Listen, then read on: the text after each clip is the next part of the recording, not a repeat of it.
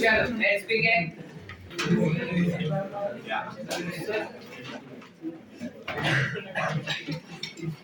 क्या एसी पंखा चाहिए? एसी नहीं,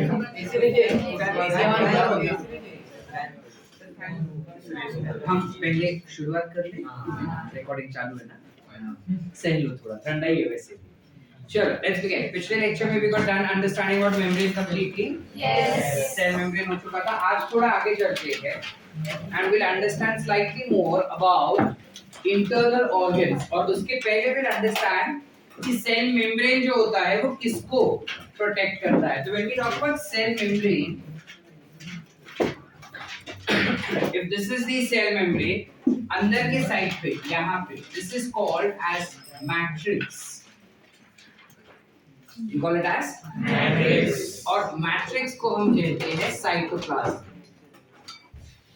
You call it as cytoplasm. Now this cytoplasm that we see have different terminologies and different names, but before that it constitutes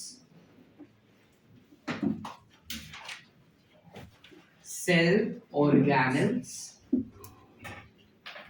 plus nucleus plus different chemicals in there. ये जो cytoplasm होता है बेटा, it is basically a jelly-like substance. वो एक jelly जैसा substance होता है सेल के अंदर जो कॉन्स्टेंटली मूव करता है, और उसके अंदर काफी सारे अलग-अलग टाइप के हमको केमिकल्स दिखाई देंगे इन द डिसॉल्व फॉर्म। इसके अलावा हमारे पास काफी सारे ऑर्गेनेल्स होंगे उसमें, ठीक है, जैसे माइटोकॉन्ड्रिया, क्लोरोप्लास्ट, वैक्यूल्स, ठीक है, वो सारे केमिकल, वो सारे सेल ऑर्गेनेल्स रहेंगे, as well as you will have nucleus present in there, ठीक है। So when we talk about cytoplasm,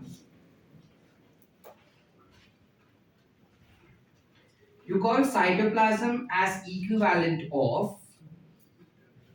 cytosol plus cell organelles,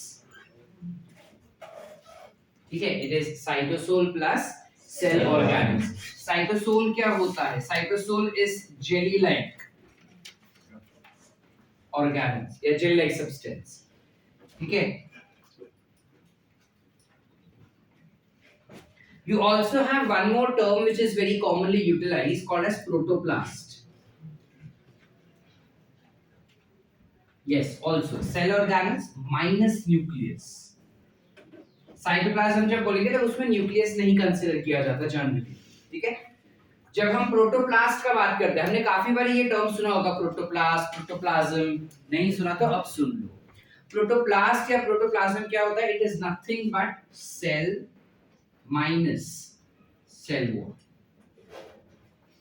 ठीक है, meaning a wall less cell is called as protoplasm. I repeat, protoplast क्या होता है? जब कोई भी सेल के आसपास से अगर हम सेल वॉल हटा दे तो जो स्ट्रक्चर बचता है उस स्ट्रक्चर को we will call it as protoplasm. आसान? चले आगे। Apart from that, if this is the cytoplasm, अगर ये साइटोप्लाज्म हुआ किसी सेल का, इस साइटोप्लाज्म को हम दो पार्ट में डिवाइड कर सकते हैं। जो सेंटर वाला पार्ट होता है साइटोप्लाज्म का, वो काफी डेंस होता है, डेंस समझता है, घना होता है, थिक होता है, इसे हम कहते हैं plasma sol. You call it as plasma sol या फिर you call it as endoplasm. जबकि बाहर वाला जो साइड रहता है वो काफी थिन रहता है। थिन इसलिए क्योंकि मैक्सिमम सेल ऑर्गेनेल्स जो रहते हैं वो सेंटर पार्ट में दिखाई देते हैं, तो उन सेल ऑर्गेनेल्स के द्वारा रिलीज किए गए केमिकल्स भी सेंटर में ही दिखाई देंगे, जिस वजह से सेंटर जो रहता है वो काफी डेंस रहता है बेटा, ठीक है। जबकि जो पेरिफेरल स्ट्रक्चर रहेगा, आसपास का जो स्ट्रक्चर रहता है, वो स्ट्रक्चर या आसपास के इलाके में, बाहर के इलाके में ज्यादा सेल ऑर्गेनेल्स नहीं होते, तो ज्यादा केमिकल्स नहीं होगा, जिस वजह से वो थिन होता है, तो उससे हम कहेंगे plasma jail.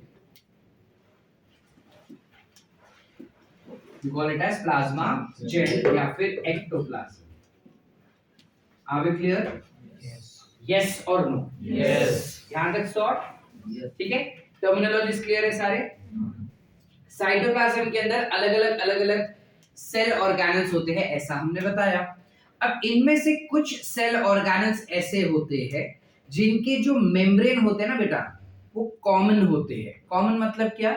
Membranes being common, यानी एक ही का मेम्ब्रेन एक्सटेंड हो के अलग अलग स्ट्रक्चर्स बनाया है। क्योंकि उनके मेम्ब्रेन्स कॉमन होते हैं, we call it together as endo membrane system. ठीक है, we call it as endomembrane system. Endomembrane system में 4 ऑर्गेनल्स आए हैं। Very firstly you have endoplasmic reticulum, secondly you have Golgi complex, third you have lysosomes, and lastly we have vacuoles। अब clear बेटा? ये 4 cell organelles जो होते हैं, कहा जाता है कि इनके मेम्ब्रेन्स कॉमन होते हैं। ठीक है, यानी कॉमन ओरिजिन से आते हैं इनके मेम्ब्रेन्स, इस वजह से प्लस इनके जो फंक्शंस होते हैं वो भी कॉमन होते हैं बेटा। इनका दे have common function, that is interconnected होते हैं उनके फंक्शंस। एक का फंक्शन दूसरे के ऊपर डिपेंडेंट रहता है, पहली बात। दूसरा बात, they have common source of membrane, जिस वजह से we have been classifying it to be as endomembrane systems. Clear है यहां तक? अब let's try to understand these organelles in detail. जब हम सेल का बात करते हैं तो एक सेल के अंदर you will have a nucleus. इस न्यूक्लियस के मेम्ब्रेन से, बिकॉज यूकैरियोटिक सेल्स है और हम पढ़ चुके हैं that eukaryotic cells have nuclear membrane, that is the reason that they are advanced, yes or no बेटा? yes. So इसके न्यूक्लियस के मेम्ब्रेन से कुछ स्ट्रक्चर बनता है, एक्सटेंड होता है ये मेम्ब्रेन और कुछ ऐसा स्ट्रक्चर बन जाता है, कुछ ऐसा स्ट्रक्चर। इस स्ट्रक्चर को जो न्यूक्लियस से एक्सटेंड करता है और सेल मेम्ब्रेन तक जाता है, इसको हम कहते हैं एंडोप्लाज्मिक रेटिकुलम। इन्हीं से टूट के कुछ एक स्ट्रक्चर बनता है जो भी न्यूक्लियस के करीब होगा, कुछ ऐसा। इस स्ट्रक्चर को हम कहेंगे गोल्गी कॉम्प्लेक्स। लास्ट बेंच पे दिख रहा है ये, you got it as Golgi complex. Last bench वाले को दिख रहा है, तेरे को नहीं दिख रहा है? You got it as Golgi complex. इसके अलावा गोल्गी कॉम्प्लेक्स से ही बना हुआ कुछ केमिकल या कुछ sac like structure होता है ऐसा, yes, to what we classify as lysosomes। and Golgi complex से ही एक और स्ट्रक्चर छोटा-छोटा बनता है कुछ ऐसा, which are classified to be as vacuoles। जब एनिमल सेल का बात करते हैं तो वैक्यूल्स का साइज छोटा होगा, प्लांट सेल्स में वैक्यूल्स का साइज बहुत बड़ा होता है। You can say that 90% of the cell is covered by vacuole for plants, जबकि एनिमल्स में वैसा नहीं होता। ठीक है, अब इसमें अगर हम ध्यान से देखें तो सारे स्ट्रक्चर्स, ये चारों 4 स्ट्रक्चर जो है वो एक कॉमन मेम्ब्रेन से ओरिजिनेट होते हैं, which is nothing but your nucleus. Nucleus के मेम्ब्रेन से एंडोप्लाज्मिक रेटिकुलम बना, उसी से बना गोल्गी, गोल्गी से बना लाइसोसोम्स और वैक्यूल। तो सबके कॉमन मेम्ब्रेन हो गए, इस वजह से they come up as endomembrane system. पहली बात। दूसरी बात, इन सबके फंक्शंस जो होते हैं वो इंटरकनेक्टेड होता है, यानी कि ये फंक्शन करने के बाद इसको देगा, ये फंक्शन करने के बाद किसी और को देता है, वैसा, जिस वजह से you classify them to be in one single system itself. ये क्वेश्चन हमारे टेस्ट में आएगा ही, 5 मार्क्स अभी से दान में दे रहा हूं मैं तुमको, कि एंडोमेम्ब्रेन सिस्टम में कौन से ऑर्गेनल्स आते हैं, कौन से नहीं आते, that becomes one question. Second question, endomembrane systems कौन से बेसिस पे बनाया गया है? सो कॉमन फंक्शन होता है उनका, इंटरकनेक्टेड फंक्शन होता है, जिस वजह से एंडोमेम्ब्रेन सिस्टम बना हुआ है। Short, any doubts? जाग रहे हैं? Good morning. समझा? इतना लिखे, फिर एंडोप्लाज्म रेटिकुलम डिटेल में देख, ठीक है? चलो वेट।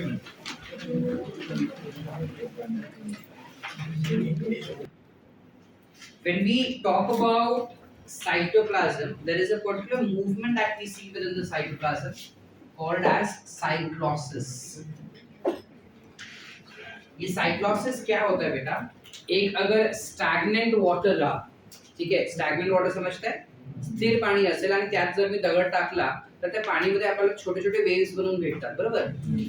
ते वेव्स कसं होणार आहे एक्झॅक्टली तसंच आपल्याला सेल्स मध्ये पाहायला दिसतं. सायटोप्लाझम मध्ये वेव्ह सारखा स्ट्रक्चर बनतो. जेव्हाही काहीतरी मूवमेंट होत असेल, जसं हात आपण असं केलं, हात असे केले, तो काफी सारे बॉडी के सेल्स जो होंगे उन सेल्स के अंदर रिपल लाइक मूवमेंट बनता है, वो वेव जैसा मूवमेंट बनता है. उस वेव जैसे मूवमेंट को हम कहते हैं साइक्लोसिस. ये साइक्लोसिस का क्या फंक्शन है? ये साइक्लोसिस की वजह से देयर इज मूवमेंट, या फिर हम कह सकते हैं there will be transport of substances intracellular.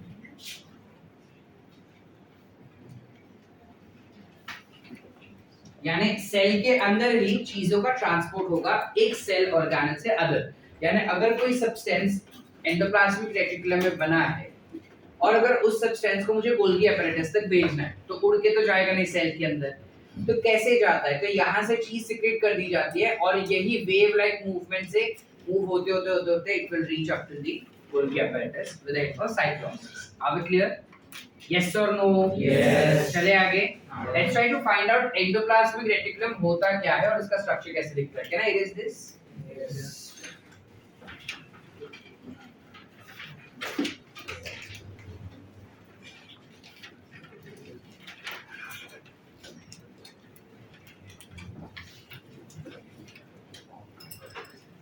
ना जब हम बात करते हैं एंडोप्लाज्मिक रेटिकुलम का,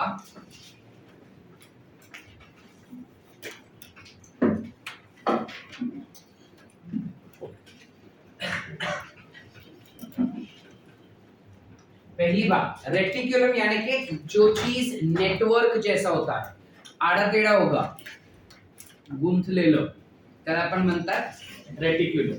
ठीक है? तो जब हम सेल्स के अंदर देखते हैं एंडोप्लाज्मिक रेटिकुलम को, this tends to originate from nuclear membrane. Correct? Nucleus के मेम्ब्रेन से ओरिजिनेट होता है. अभी थोड़ी देर पहले हमने देखा वो चीज, और एक्सटेंड होके it is a flat tubular structure. वो एक फ्लैट ट्यूब्यूल यानी ट्यूब का छोटा वर्जन. अगर ये न्यूक्लियस है तो इसमें से ही कुछ ऐसा स्ट्रक्चर बनता है ना.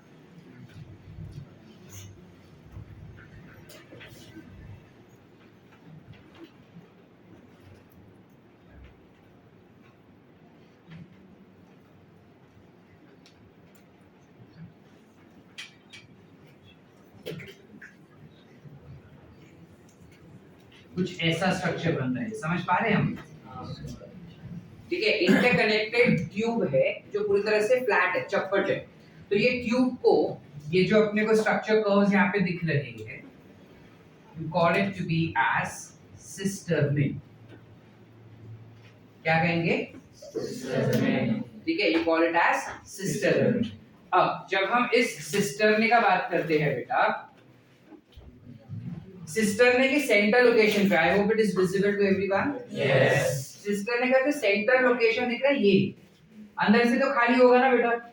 यस और नो? तो ये जो खाली स्ट्रक्चर जो अंदर अपने को दिखाई देता है, एम्प्टी होता है, जो हॉलो होगा, उस हॉलो स्ट्रक्चर को हम कहते हैं ल्यूमेन. क्या म्हणता है बेटा?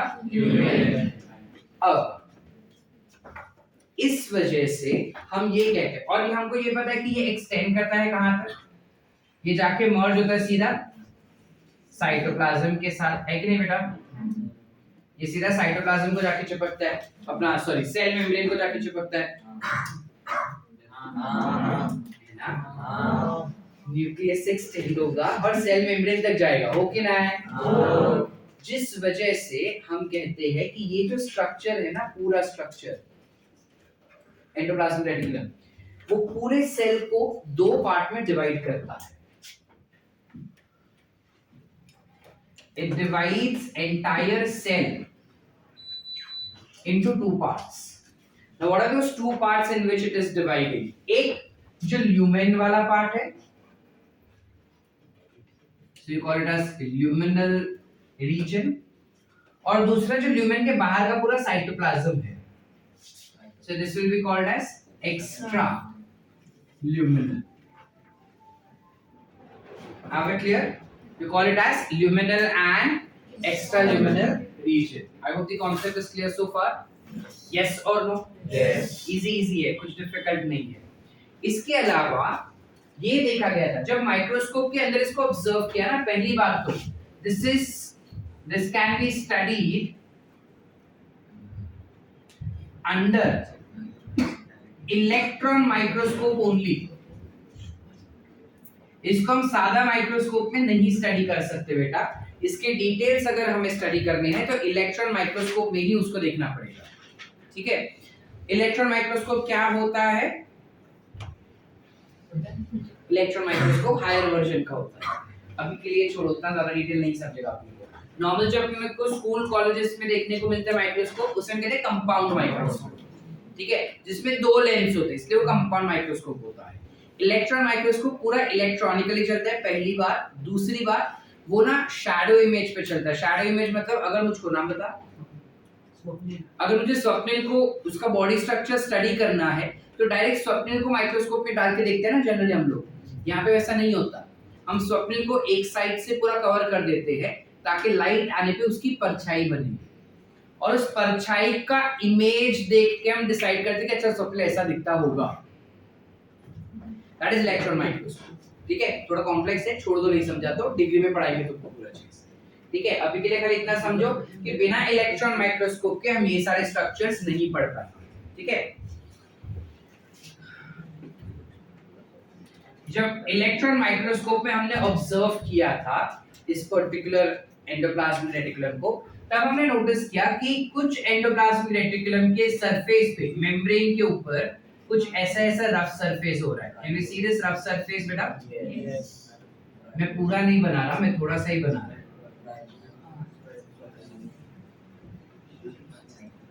कुछ ऐसा रफ सरफेस होता है इसमें,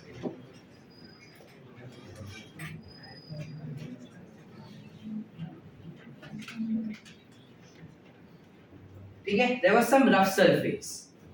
किसी के पास रफ सरफेस था, किसी के पास स्मूथ सरफेस था।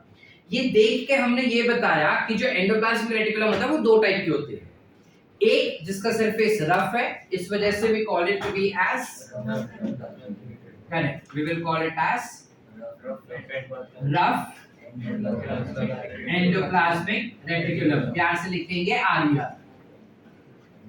और दूसरा होगा स्मूथ एंडोप्लाज्मिक रेटिकुलम, प्यार से लिखेंगे, ठीक है?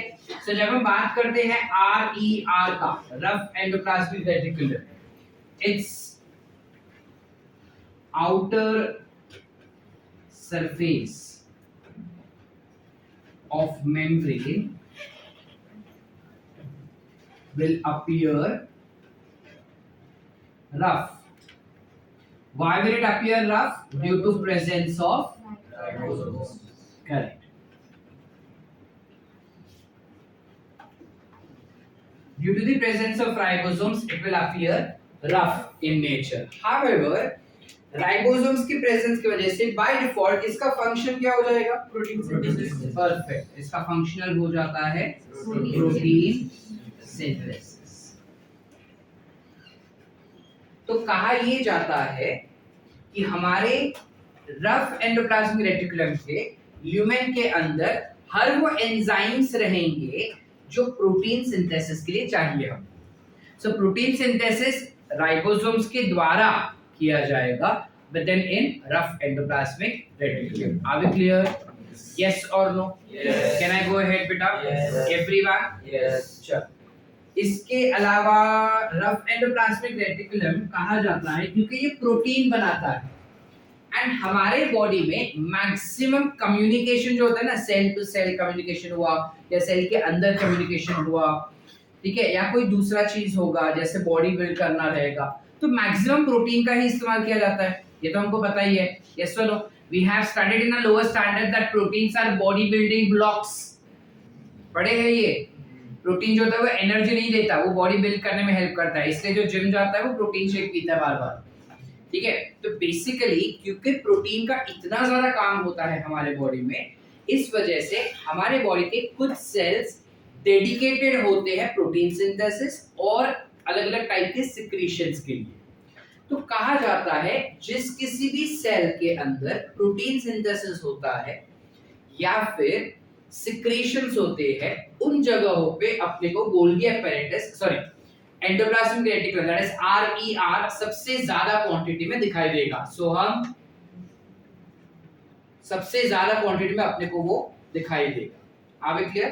तो ये चीज एक नीट का क्वेश्चन आ चुका है कि किस पर्टिकुलर सेल के अंदर हमको RER सबसे ज्यादा दिखाई देता है।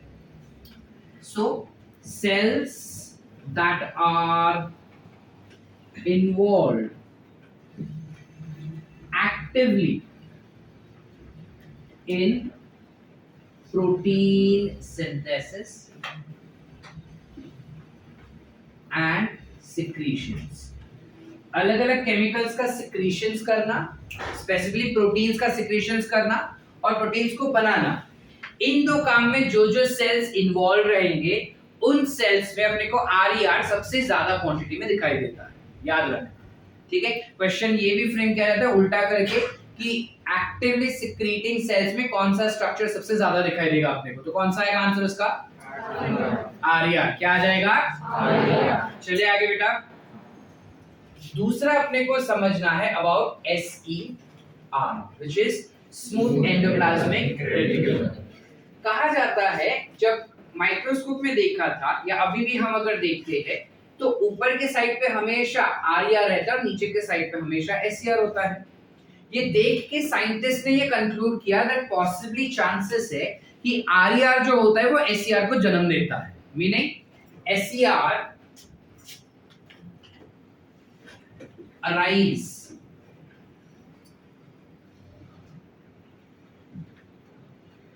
from RER। Rough endoplasmic reticulum smooth endoplasmic reticulum को जन्म देता है, ऐसा हम अज्यूम कर रहे हैं। ठीक है, इसके अलावा अब स्मूथ एंडोप्लाज्मिक रेटिकुलम जो रहेगा इसका outer surface of membrane will be smooth. That means there is no ribosomes. Yes or no? Yes. So by default, will it be involved in protein synthesis, beta? No. This will not be involved in protein synthesis. तो इसका क्या काम रहेगा? This is involved in lipid synthesis. ये lipids को बनाता है। Lipids यानी फैट्स बनाने में काम करता है। ठीक है, फैट्स बनाने के साथ साथ हम कह सकते हैं कि ये कोलेस्ट्रॉल सिंथेसिस में हेल्प करेगा। हमारे बॉडी में जो कोलेस्ट्रॉल बनता है वो ये बनाता है। ठीक है, कोलेस्ट्रॉल का दो काम रहेगा, एक तो हमारे मेम्ब्रेन का फ्लूइडिटी को मेंटेन करना, दूसरा इसका काम हमने कहा मेंटेन फ्लूइडिटी ऑफ मेम्ब्रेन। इसके अलावा cholesterol is involve in synthesis of sex hormone. यानी कि sex hormone basically mean we are talking about testosterone, oestrogen, progesterone. These are all gender defining hormones, यानी कि ये ऐसे हार्मोन्स होते हैं जो एक मेल को मेल का बॉडी स्ट्रक्चर देने में हेल्प करता है, फीमेल को फीमेल का बॉडी स्ट्रक्चर देने में हेल्प करता है। इस टाइप के हार्मोन्स जो होते हैं वो कोलेस्ट्रॉल से बनाए जाते हैं, और कोलेस्ट्रॉल एक टाइप का लिपिड है, तो इनका सिंथेसिस कहाँ पे होगा बेटा? कहाँ पे हो रहा है? SCR. Synthesis will take place in SCR. SCR. चले आगे एवरीवन.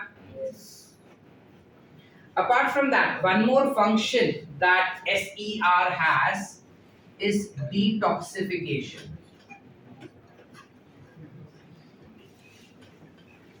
Detoxification क्या होता है? चलो, let's take an example. Let's imagine कि मम्मी ने तुमको ना सुबह एप्पल दिया और रोज सुबह तुमको बोलती कि एप्पल खा के जाने का क्लास में. अब प्रॉब्लम है कि हम उठते लेट है, इसलिए हम लेट हो जाते हैं क्लास के लिए. अब मम्मी जबरदस्ती एप्पल दे रही है, हम रास्ते में चलते चलते ऐसा एक एप्पल ले लिए घर से और रास्ते में चलते चलते खा रहे हैं. प्रॉब्लम है कि हमने धोया नहीं. ठीक है, अब हमको पता है कि एप्पल के ऊपर पेस्टिसाइड्स छाटा रहता है. There are lots of pesticides that are sprayed on them. Yes or no? Yes. So when you're biting the apple, by default that pesticide goes inside your body. जब पेस्टिसाइड्स तुम्हारे body में जाता है तो obviously that is harmful to your body ना. तो क्या हम रोज मरते? नहीं मरेंगे ना हम रोज. क्यों नहीं मरेंगे? बिकॉज जैसे ही वो पेस्टिसाइड हमारे बॉडी में जाता है वो जाएगा हमारे सेल्स के अंदर, और सेल्स के अंदर जो स्मूथ एंडोप्लाज्मिक रेटिकुलम होता है that is responsible for converting that toxic chemical into non-toxic form and it is thrown outside the body. I'll repeat. तो जो टॉक्सिक केमिकल पेस्टिसाइड तुम खाए हो उसको लेसर टॉक्सिक में कन्वर्ट किया जाता है और बाद में उसको बॉडी से बाहर फेंक दिया जाता है. ठीक है, अब इससे क्वेश्चन पैदा होता है सर इस हिसाब से मैं कितना भी पेस्टिसाइड खाऊं सर, ये तो मुझे बताना चाहिए. ऐसा नहीं होता बेटा. स्मॉल क्वांटिटी में रहेगा तो तुम बचोगे, ज्यादा क्वांटिटी में रहेगा तो मरोगे फॉर श्योर. समझे? नींद का गोली 1 या 2 खाया ना तो तुमको नींद अच्छा आता है. ठीक है, 7-8 खाए तो नींद बहुत ही अच्छा आ जाएगा, ये उठोगे ही नहीं कभी. ठीक है, कुछ वैसा सीन होगा. Are we sort? इसके अलावा डिटॉक्सिफिकेशन आल्सो मींस, तुमने काफी बार सुना होगा कि मैं डिटॉक्स पे चल रहा हूँ. हैव यू सीन मूवी या उसमें देखा रहेगा, इससे काफी लोग स्टाइल मारते हैं कि मैं डिटॉक्सिफिकेशन पे हूँ.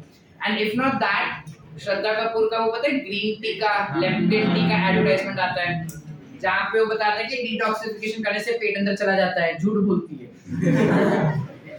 डिटॉक्सिफिकेशन करने से पेट अंदर नहीं जाता. हाँ, हमारा जो ब्लड है वो प्योरीफाई होता है बेटा. How is blood getting purified?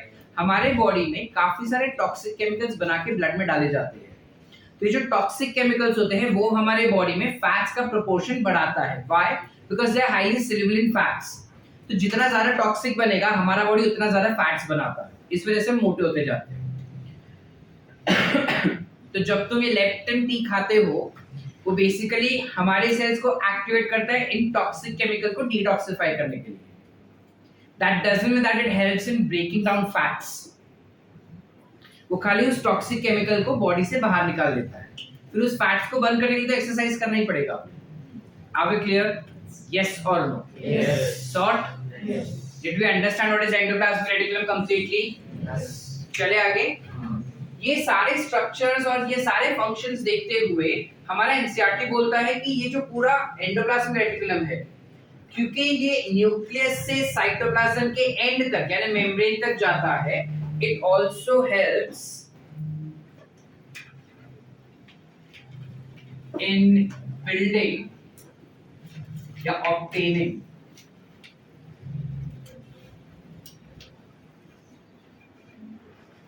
framework of cell. framework of cell मतलब क्या सर? framework of cell मतलब कि सेल का सेल का स्ट्रक्चर रफली कैसा होना चाहिए, सेल का शेप कैसा होना चाहिए रफली, वो बताने का काम करता है endoplasmic reticulum. Of course final shape और स्ट्रक्चर तो सेल वॉल ही देता है, लेकिन हमारे जैसे एनिमल्स का अगर बात किया जाए, एनिमल सेल्स के पास तो सेल वॉल होता ही नहीं, तो उनका स्ट्रक्चर कौन डिफाइन करता है? तो उनका स्ट्रक्चर डिफाइन करने के लिए एंडोप्लाज्मिक रेटिकुलम होता है. Are we clear? यस और नो? Yes. लिखे इतना. चलो quick.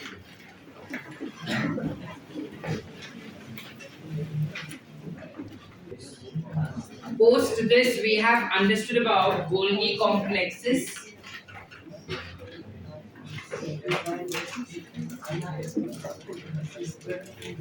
Golgi complex is also called as Golgi apparatus, yes, you also call it as Golgi body. And in plant cells, many a times we also refer it as dictyosomes.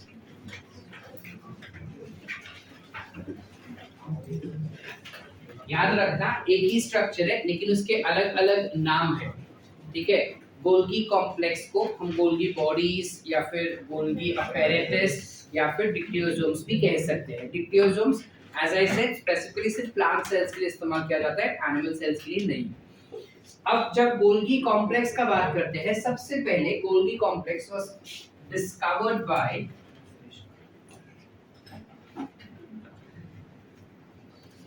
a scientist called as Camillo Golgi। तो ये आसान हो जाता है हमारे लिए, अगर exam में आता है तो गोल्गी नाम से गोल्गी apparatus आ गया, ठीक है। क्वेश्चन ये आ सकता है कि गोल्गी कॉम्प्लेक्स जो डिस्कवर किया है साइंटिस्ट ने, उसने कौन से सेल में डिस्कवर किया था, कौन से सेल में पहली बार उसने गोल्गी कॉम्प्लेक्स को देखा था। क्योंकि ये खुद न्यूरोलॉजिस्ट था, you know what is neurologist, he was a neurologist, तो कौन से सेल में डिस्कवर करेगा ये, he discovered this in nerve cell या न्यूरॉन, ठीक है, न्यूरॉन्स में या फिर नर्व सेल्स में उसने ये चीज डिस्कवर किया। अब माइक्रोस्कोप के अंदर जब हमने गोल्गी apparatus को देखा था, हाउएवर इसने खाली इसको डिस्कवर किया था बेटा, उसके स्ट्रक्चर का detail, that is structural detail was provided to us by two scientists, Dalton and Felix। Dalton और फेलिक्स नाम के दो साइंटिस्ट थे जिसने अपने को उसका स्ट्रक्चर बताया था। अथवा नाम नहीं याद था तो भी चलेगा, इतना स्ट्रेस मत ले, शक्ल पे दिखा रहे हैं। डाल्टन केमिस्ट्री में था। अथर्व तो इसी का नाम है, तेरा नाम कैसे हुआ? नहीं, क्यों? ये सिर्फ केमिस्ट्री में हो सकता है ना?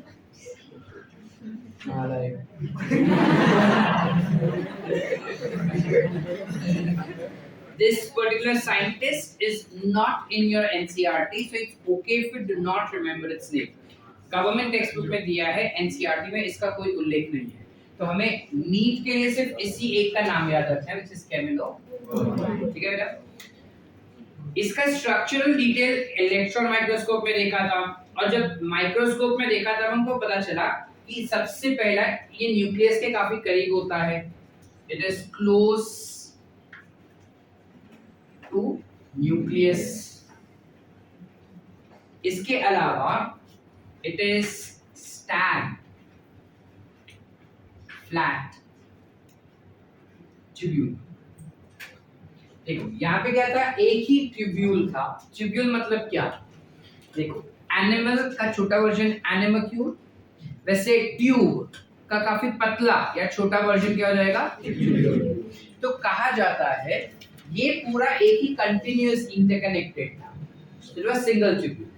बट इसके लिए कहा जाता है कि इसमें बहुत सारे ट्यूब है छोटे छोटे जो एक के ऊपर एक स्टैक है। स्टैक मतलब पाइल करके, जमा करके रखा हुआ, ठीक है। तो इसका स्ट्रक्चर कैसे दिखता है अपने को, न्यूक्लियस के करीब रहने पे कुछ ऐसा स्ट्रक्चर रहेगा इसका। जब माइक्रोस्कोप में देखते हैं तब इसका स्ट्रक्चर कुछ ऐसा दिखाई देता है।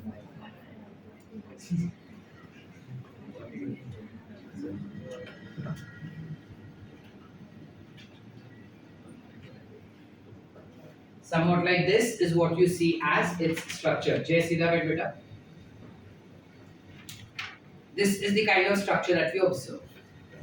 इसमें अगर हम ध्यान से नोटिस करें तो इसके पास भी फोल्डेड स्ट्रक्चर है, जैसे हम क्या कहेंगे, सिस्टर्न। क्या बोलेंगे, सिस्टर्न। इसके पास भी अंदर का स्ट्रक्चर खाली है, इसे हम क्या कहेंगे,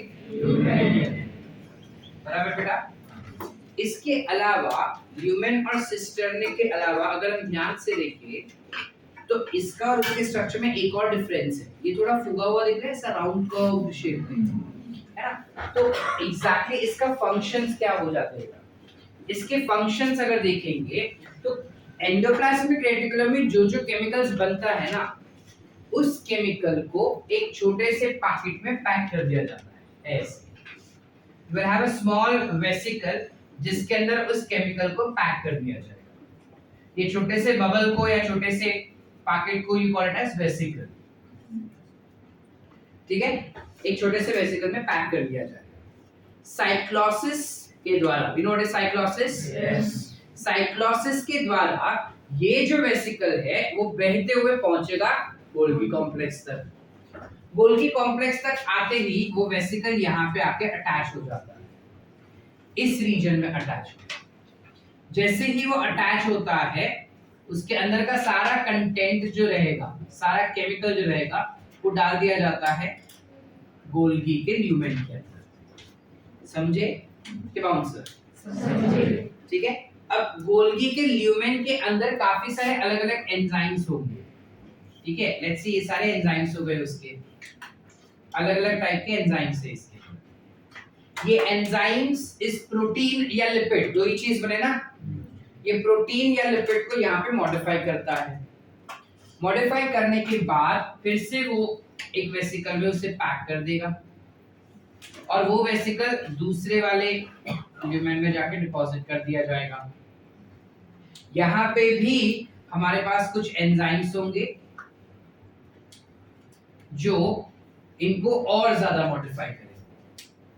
मॉडिफाई होने के बाद फिर से उसको पैक कर दिया जाएगा। पैक होने के बाद फिर से वो दूसरे में डिपॉजिट कर दिए जाएंगे, कुछ ऐसे। समझ पा रहे? इसमें भी हमारे पास होंगे एंजाइम्स जहां पे ये इनको और ज्यादा मॉडिफाई कर रहे हैं। फिर से वो पैक हो जाएंगे एंड डिपॉजिट कर दिए जाएंगे इनटू लास्ट ल्यूमेन। अब यहाँ पे उसका फाइनल मॉडिफिकेशन होगा बेटा, यहाँ पे उसका हो जाएगा फाइनल मॉडिफिकेशन। और फाइनल मॉडिफिकेशन होने के बाद इस प्रोटीन या लिपिड को पैक कर दिया जाएगा एक वेसिकल में, और ये वेसिकल जो है वो गोल्गी कॉम्प्लेक्स से बाहर निकल जाएगा। And this will now be deposited, this gets deposited at site of its requirement, यानी कि जहां पे इस केमिकल का जरूरत है वहां पे जाके ये केमिकल डिपॉजिट कर दिया जाएगा। डिपॉजिट समझता है? जमा कर दिया जाएगा। कहां पे होता है? जनरली ये होता है सेल मेम्ब्रेन पे, बिकॉज़ सेल मेम्ब्रेन पे अपने को दोनों चीज का जरूरत है, lipid as well as proteins. Are we clear? Yes. Once again और अंडरस्टूड? Understood. आसान था? हाँ. ठीक है। अब जिस एंड से वो अंदर एंटर किया, ये वेसिकल कहां से आया बेटा? मतलब it came from endoplasmic reticulum, वहां से आया गोल्गी कॉम्प्लेक्स के पास, है ना। अब गोल्गी कॉम्प्लेक्स के पास जब वो आता है तो जिस एंड से ये वेसिकल के अंदर का केमिकल ल्यूमेन में डाला गया, उस एंड को, मतलब this end is called as cis end या फिर फॉर्मेशन फेज। सिस एंड कहेंगे या फिर फॉर्मेशन फेज। जबकि जिस एंड से बन के बाहर निकला केमिकल, उस एंड को हम कहेंगे ट्रांस एंड। क्या कहेंगे बेटा? Trans. या फिर मैच्योरेशन फेज, क्योंकि यहीं पे वो मैच्योर के बाहर निकला ना, so we can call it as maturation phase. Are we clear? Yes. Yes और नो? Yes. नक्की हाँ. कळलं आपल्याला? हो.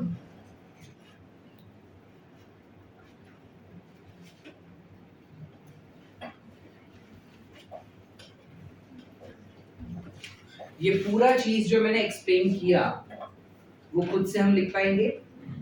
यस और नो? Yes. पक्की बात? तो मैं ज्यादा डिटेल इधर लिख नहीं रहा, मैं खाली बेसिक लिख रहा हूँ जो इम्पोर्टेंट है, which is the secretions of endoplasmic reticulum are deposited at cis end of Golgi apparatus या फिर Golgi complex, what do you write as? Cis end is generally said to be convex in shape, correct? And it can also be called as formation phase. Whereas the proteins or lipids, the modified protein or lipid is secreted from Golgi complex at trans-end, correct? Trans end से जब वो secrete होता है तो trans end will be which shape? Concave. Concave. And I can also call it as maturation phase. I hope यहाँ तक clear है सब कुछ सबको बेटा? कोई डाउट से? All sort? इसका डायामीटर जो होता है गोल्गी कॉम्प्लेक्स,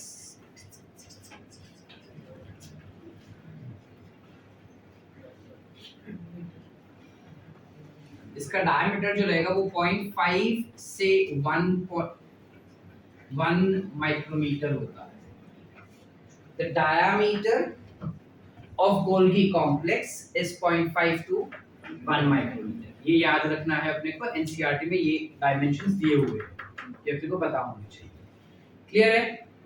यस और no? Yes. And after that, once the secretions are formed, they are packed. Once the protein and lipids are modified, they will be packed in a vesicle and deposited at the site of requirement, which is nothing but cell membrane. अब question है कि यहाँ पे कौन से modifications होते हैं Golgi complex में. हमने कह तो दिया कि प्रोटीन्स और लिपिड्स जो वो मॉडिफाई होते हैं, लेकिन हमारा प्रॉब्लम ये है कि हमको पता नहीं कि कौन से मॉडिफिकेशंस होते हैं यहाँ पे. So modifications में you have something called as glycosylation. Glycosylation यानी कि glucose molecule यानी कि sugar molecules are added to it. Glycoprotein and glycolipids will be formed at this particular site, which is nothing but at Golgi complex. Are we clear? इसके अलावा you can also have phosphorylation.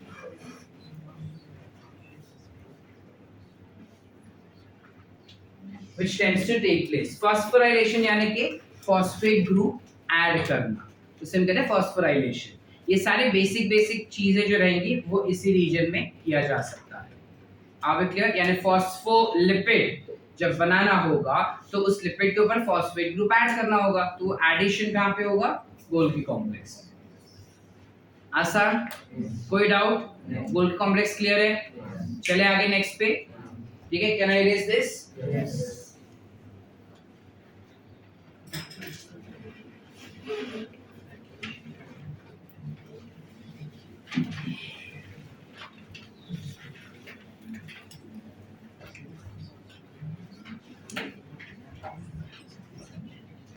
Then इसके अलावा we have another structure which is lysosomes. Lysosomes जो होते हैं ये क्या होते हैं केमिकल्स? तो जनरली क्या कहा गया है हमको कि यहाँ से मॉडिफाइड केमिकल जो है वो वेसिकल में पैक होके बाहर निकलेगा. यस और Yes. कभी कभार क्या हो जाता है that the Golgi complex fail to pack. It will fail to pack modified product. Instead, it will pack enzymes. यानी कि कभी कभार ऐसा होता है कि जो गोल्गी कॉम्प्लेक्स होता है वो मॉडिफाइड प्रोडक्ट को पैक करना चाहिए वेसिकल में, बट मॉडिफाइड प्रोडक्ट को पैक करने की जगह पे वो पैक कर लेता है सारे एंजाइम्स को और एंजाइम्स लेके चला जाता है. तो अब ये जो वेसिकल है जिसमें एंजाइम्स है बहुत सारे, उसे हम क्या कह देंगे? So this will lead to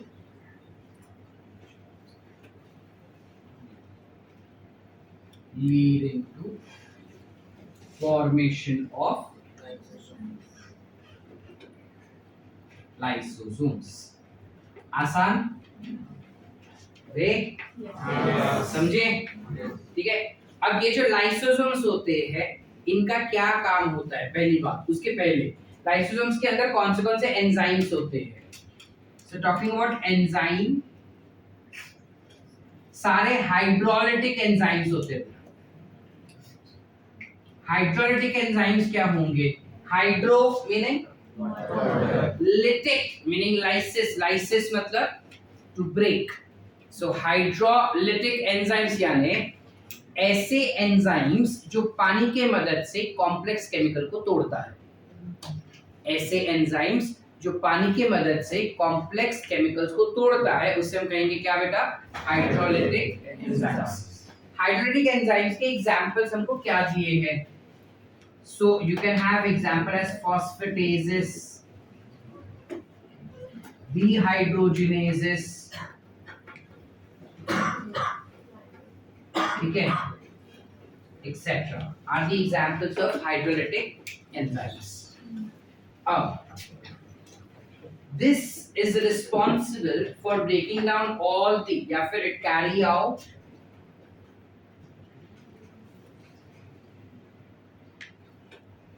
phagocytosis of foreign particle. इसका क्या मतलब हुआ? देखो, जब सेल के अंदर कोई अगर अनवांटेड केमिकल एंटर होगा जो सेल को नहीं चाहिए, ठीक है, तो लेट्स से ये पूरा सेल है हमारा, इसके अंदर कोई अनवांटेड केमिकल आया तो कोई ना कोई चीज लाइसोसोम को बोल देते कि देख तो ये कोई नया आया है, तो बोलते अच्छा ऐसी बात है, ला मैं उसको खा जाता हूँ। तो ये क्या करता है लाइसोसोम? उसके आसपास जाता है, लाइसोसोम इसको एनगल्फ कर लेता है। एनगल्फ समझते हैं? खा जाता है। फैगोस मतलब टू एनगल्फ, तो वो उसको खा जाता है। साइटो यानी कि सेल, सिस यानी फंक्शन।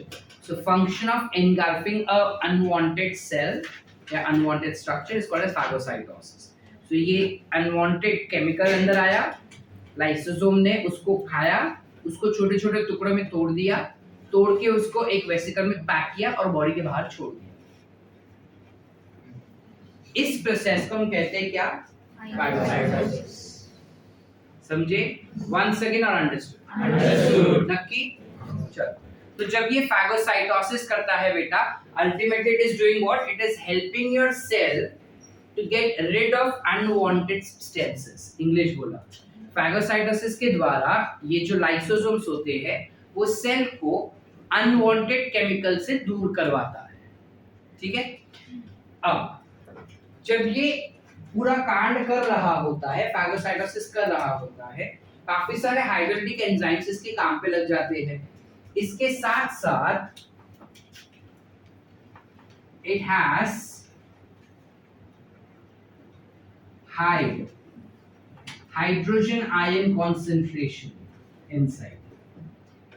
उसके अंदर हाइड्रोजन आयन का कॉन्सेंट्रेशन बहुत ज्यादा होता है। इस वजह से कहा जाता है दैट इनर एनवायरनमेंट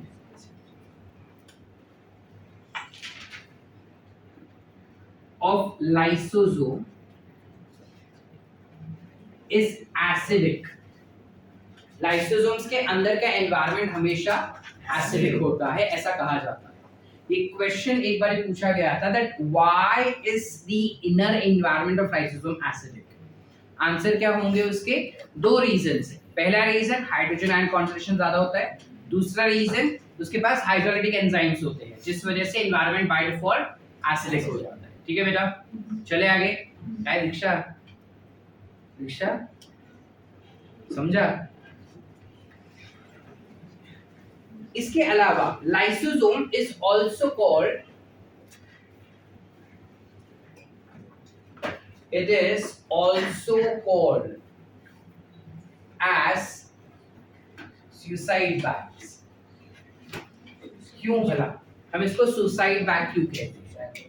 क्योंकि सुसाइड करता है? नहीं, हम इसे सुसाइड बैग इसलिए कहते हैं बेटा क्योंकि ये पूरे सेल खुद मर के पूरे सेल को बचाता है। कैसे क्या? चलो I give you one example. Let's say for example कि तुम यहाँ से भाग रहे थे।